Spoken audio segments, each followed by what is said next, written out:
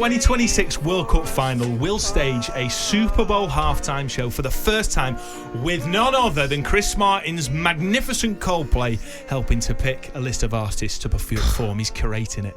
The tournament, which will be co-hosted by the USA, Canada and Mexico, concludes with a final on 19th of July 2026 at the MetLife Stadium in New Jersey. It's the first time a halftime show will happen with the showpiece event, but our US editor Brian Smith has told us that as an American, he cannot stand the idea. I'm going to give you my honest opinion, guys. I absolutely hate this. Like, I hate this. I think this is a horrible idea. I don't see the point. The World Cup is the biggest event in the sports world. There's nothing even comparable. We saw that in 2022 and, with Argentina and France, with all the question marks and all the controversy going into that, the final was one of the greatest sports events I've ever seen on planet Earth before. 2026 is going to be the biggest World Cup in history. It will be the United States of America. It'll be throughout North America. There's going to be some controversy, obviously, with everything going on politically in America right now. But to throw a Super Bowl-like halftime show in the middle of the match when you're going to have more than 1 billion people already watching it, I just don't understand anything about it. The World Cup FIFA's not desperate for viewers. They're not desperate for money. It seems very, very greedy to me right now. Right, Rory, safe to say, for you, Coldplay won't be playing, but they are choosing the artist. Who do they think they are? What's he know about football culture to somehow put together a playlist that is going to be enjoyed by football fans from around the globe? What does he know about football culture? Who does he support?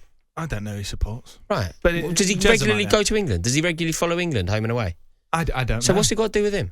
But he knows a lot about music, and he's curating this first ever historic halftime show. Gianni Infantino, yeah, but it's not a music festival. Said it is befitting. It's not a music festival. He could cultivate a brilliant playlist for Glastonbury or something like that because it's a music festival. If you don't know anything about football, he's a massive Exeter fan. No, he just isn't. Had it in my head. Just had it in my head. He's a he's massive. Got scarves all over the tour. When did he last go to an Exeter game? When did he last go to St James's Park? I have St James Park. St James Park. I don't know. It's not plural. I don't know. No, it's not plural. Right. Is that the difference between Newcastle? Now, look. In all seriousness, though, what do you make? We've just heard Brian T. Smith there. I mean, I'm playing devil's advocate here for you, Rory. I have got quite a strong opinion on this, but I want to hear yours first. What do you think? Forget Coldplay, but just a halftime show at the World Cup final. What do you make of it? This is totally unnecessary. Football doesn't need this intrusion. Do you know how bad this is? And I can actually think of examples where it will be negative. It will actually bring a negative energy. If you cast your minds back to, say, the Champions League final 05, when you think about why Liverpool staged one of the greatest moments in football, like historic, iconic moments, it's football heritage, that. What happened in the Ataturk in 2005, Steven Gerrard, Rafael Benitez's team, off the back of being absolutely battered by Kaká and Crespo, it's one of the best things that's ever happened in football, right? I wanted them to get beat. But even I can see that it's one of the best things that's ever happened in football. Do you know why it happened? Genuinely why? There are a few reasons, right? Steven Gerrard is one of the reasons. 15-minute half-time. Yeah. Basically, that is why. Because what happened was, don't get me wrong, the brilliance of Steven Gerrard can't be overlooked. The leadership qualities of Jamie Carragher cannot be overlooked. Jersey Dudek standing 10 yards in front of the goal line, taking the penalties, cannot be overlooked. Do you know the only reason that there was that belief in the players, in the dressing room, and the players have spoken frankly about this, the only reason that existed is because of what happened at half-time, the organic atmosphere that was created by the 25,000 Liverpool fans that dedicated their time, their commitment, their money to going all the way to Istanbul to watch the game. The game was dead and buried. Crespo's done the key, but it's over. Everybody knows it's over. Everybody knows it's over, apart from one caucus, the Liverpool support that travelled there. Instead of giving up, instead of enjoying listening to some nonsense by Dua Lipa or whatever it will be, what did they do?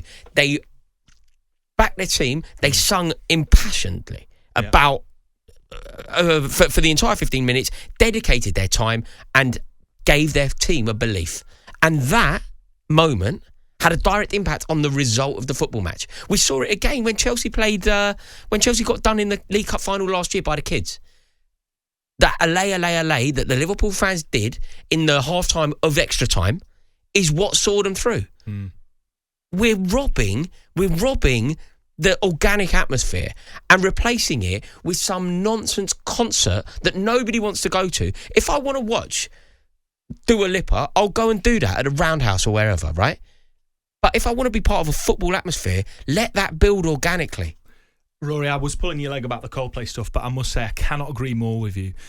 For me, the game of football is beautiful enough that it does not need supplementing by a 30 to 45 minute clown show of a pop artist that, you know, is just a little bit more popular than the one the year before but sounds exactly the same. You know, the NFL needs a halftime show because for a 40-minute game or whatever it is, it takes 4 hours to get through it. So you've got to throw the punters a bone. But I do not want to hear about some hip-hop artist's beef with Drake or whichever rapper it is next year. I don't care. I want to listen to the pundits and what they've got to say about the most important football game in the world every 4 years. I think it's the TikTokification or the Americanization of football, and I don't like it. I think it's rank. I don't understand why we're robbing the opportunity for a genuine atmosphere to build. Like, Exactly. It's happening in Premier League games. Like Chelsea now has a DJ. Like, there's nothing wrong with fans singing One Man Went to Mo before kickoff. If you have to play a song, play The Liquidator that the fans will be part of. If you really have to go commercial, play a bit of Suggs. You know, play Blue Day from 1997. What we don't need to do is actually have some sort of DJ experience. Yeah, I agree. It's pathetic. It's pathetic. It's ruining the game of the genuine atmosphere that is created by football fans.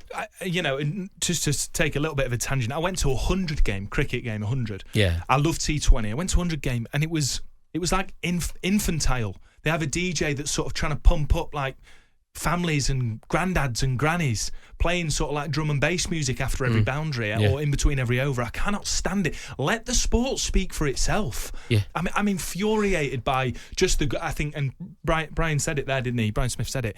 The greed of FIFA. Yeah, yeah. Because then, Of course, the atmosphere. let the game breathe. Yeah, do you know what as well? I'll boycott it. I'll turn it off. It isn't only like we've looked at this strictly through the lens of being English. Both of us are English. We live in England. Of course, that's where our natural analysis comes. But you know, I just thought this doesn't necessarily only relate to being English. Genuinely, one of the best atmospheres I've ever been a part of was in the Qatar World Cup. I went to Argentina versus Australia. The Argentina fans at half-time in that game didn't stop.